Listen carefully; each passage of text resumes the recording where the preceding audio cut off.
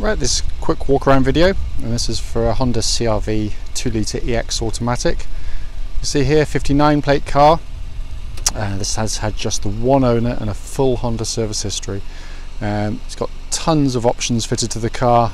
Obvious ones that you can see clearly here is those lovely big 19-inch 5-spoke alloys, and it's also got this really lovely looking dynamic pack, or aero kit as they call it. So you get this lovely deep, more meaningful looking front spoiler, front bumper here with the horizontal slats. You get a high level rear spoiler and rear bumper treatment as well, but it really does look fabulous on the car. Go around the car for you and just pick up on any sort of obvious marks that that are there to be seen. Front bumper's very good indeed. Just a couple of minor areas which has been obviously previously been touched in by the last owner, or the owner I should say. Bonnet itself is very good indeed. Just a few stone chips, but much better than you'd expect on a car this age. Near side of the vehicle, very smooth down the panel work. Hopefully you see that. The tiny, I hope you can see that, it might just polish off the tiny little scrays there, but I mean it could well, with a little bit of elbow grease, disappear, but we haven't done anything on that. Front wing, and very clean indeed. All the alloys look very good indeed. Worth pointing out, this car's had a brand new set of brake discs and pads fitted all around on the vehicle. We've just serviced it, just had a brand new MOT, so all in very nice order indeed. But, very nice looking car. Nighthawk black is a glorious colour on the car, as with all blacks as you'd expect. You will see, sorry, rear alloy absolutely spot on again. There will be light marks on the vehicle which you can't get away with black cars. I do try and point out that people should come see the cars. I'm looking around through a lens, I'm trying to pick up on as much as I can, but there will be little items that on the car. This I think is the best looking angle for the car. It's a really busy looking car at the back. Looks very nice indeed. So you get this lower bumper treatment on there, and as you can see up high, you've got this high level spoiler as well. Looks really fabulous on the vehicle.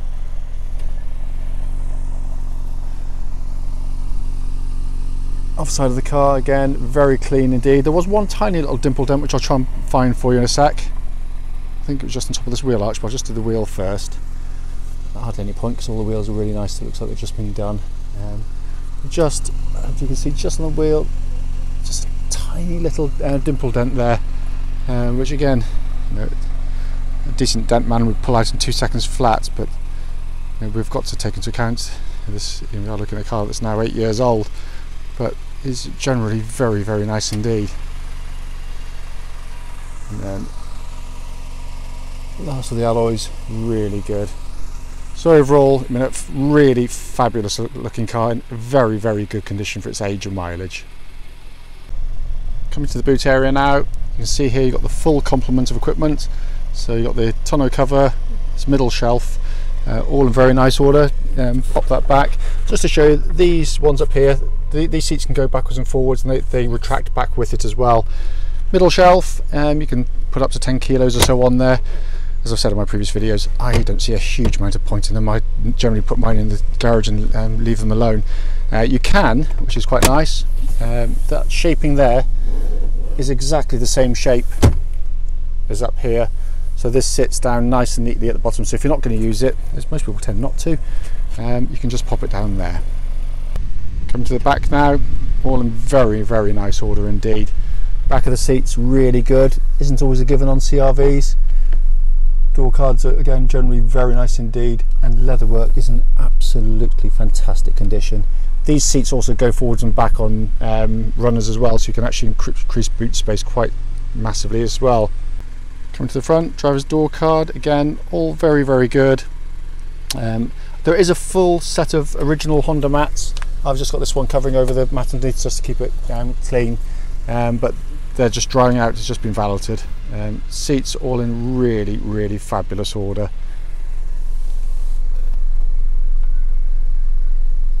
If we look above us, panoramic roof on the EXs, so just a flick of a switch if you want to block out the sun.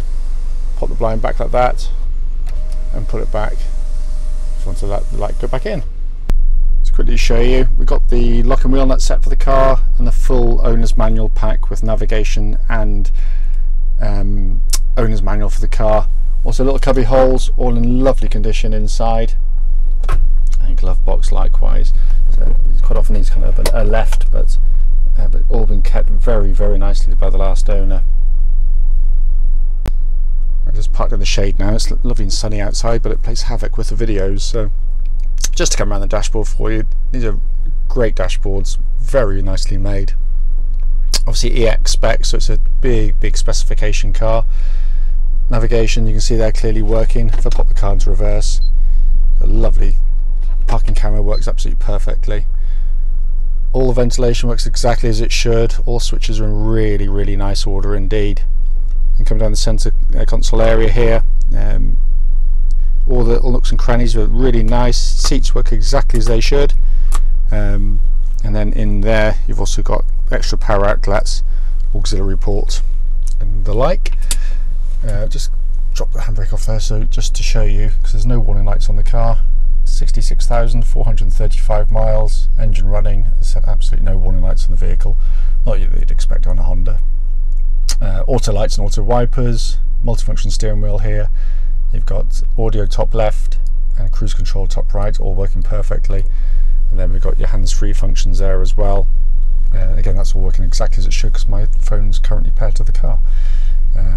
But all the switch gears in very, very, very nice condition. So it's been an absolutely beautifully kept car with, you know, exceptional service history.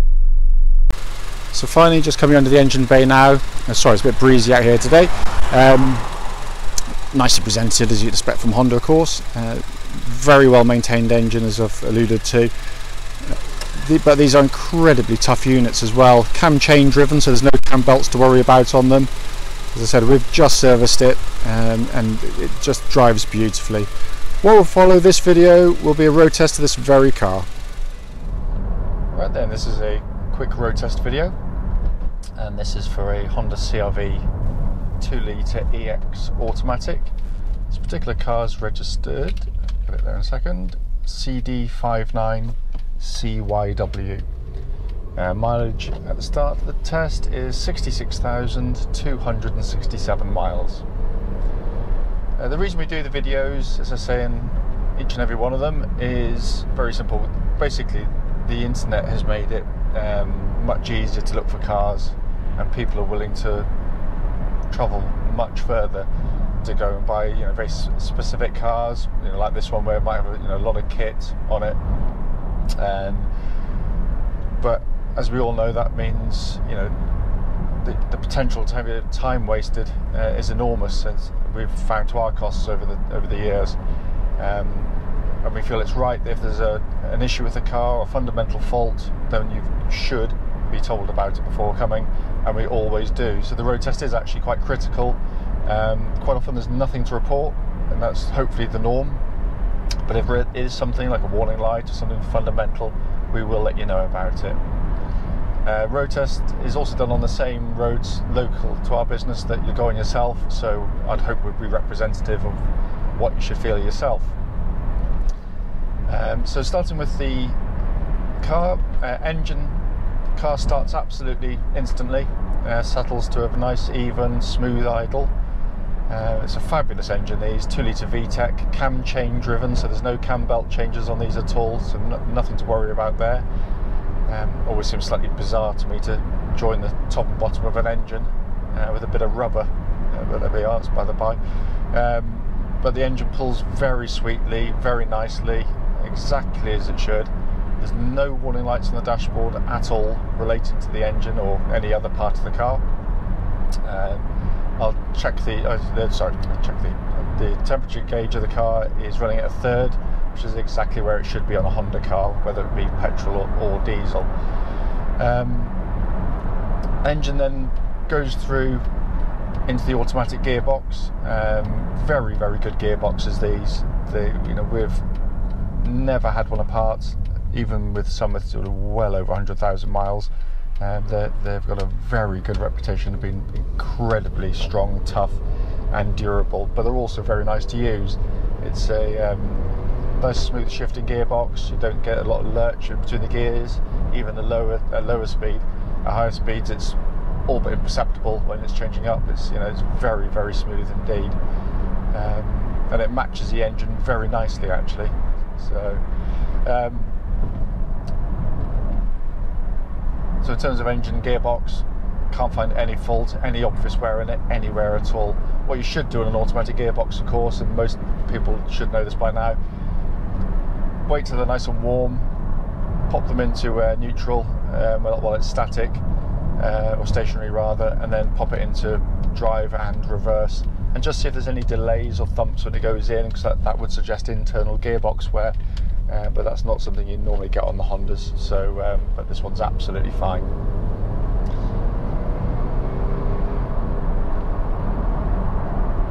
Car tracks absolutely bullet straight. There's no vibrations coming back through the steering wheel at all, and I'm at the legal limit here, so just checking the cruise control, that all works perfectly. Steering feels nice and tight and taut. It's a really good power steering system on these CRVs. It's old school, it's hydraulic, it's got a lovely weight to it, which I really like, but there's no discernible wear in it. You turn a wheel, the car moves in one motion. It doesn't feel like an old car, which it isn't, but some cars can if they've been sort of abused or driven around sort of pothole roads all their lives, but this feels really, really tight and taut. Likewise, the suspension of the car, what I'm looking for on these road tests is just signs of wear underneath, and you normally get it from the little sort of rubber bushes on the drop links and the anti-roll bar links. Occasionally sort of suspension struts will just move and just chatter a bit, not necessarily unsafe, just a bit. It just makes the car feel very kind of a little bit creaky and old, but this one doesn't. There's nothing at all. It feels tight as a drum. It really, really does. It's also a really nice setup. It rides very, very comfortably indeed. But what you don't get through the corners is a lot of body roll. So its cornering stance is actually really nice and flat, and that's really important. You might not think it is. It's not about being a sporty handling car, because it isn't. It handles well, but what you get is, this is quite a tight corner coming up here, which I'll sort of carry a bit more speed through. It's all about having passengers on board. Turn in there, car holds its line, doesn't pitch and wallow about, and if you're taking kids on longer trips, that's really, really important, because in the back they're not getting lurched and jumped up and down, which can really affect travel sickness in kids, and my kids are prone to it, and that's why we've had tons and tons and tons of CRVs, because they don't get affected in these cars at all. But it's a lovely, lovely, comfortable car to drive. Brakes, lovely solid brake pedal on the car. Car benefits from having had brand new discs and front pads on the front of the vehicle as well, by the way. But they pull really nicely.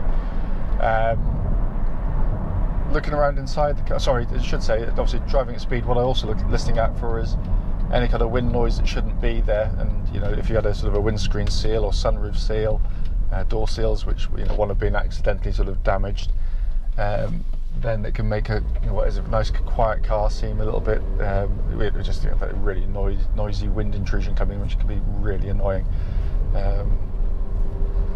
The car's literally just come to us. It's not been cleaned yet, but it's very nice.